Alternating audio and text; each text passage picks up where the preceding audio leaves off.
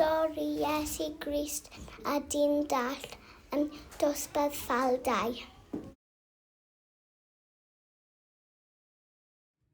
Un tro, roedd Iesu yn cerdded gyda dau ffrindiau. Roedd dyn Dall yn ysgota arian o'r ffyrwel. Nid oedd yn gallu gweld y haul, nid oedd yn gallu gweld y goed, nid oedd yn gallu gweld y ffrindiau.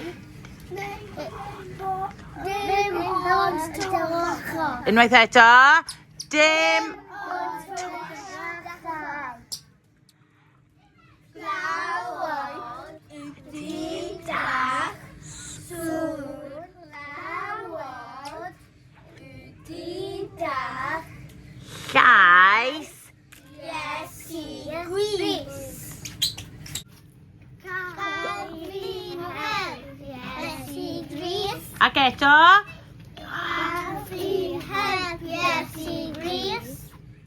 O na! Roedd Iesu roedd mod ar y llygau Dall. Dwedodd Iesu Grist, ewch i'r wyneb yn y afon. Dwedodd Iesu Grist, fi yw goleuni byd. Dwedodd y dyn Dall, hooray! Roedd fi'n gallu gweld!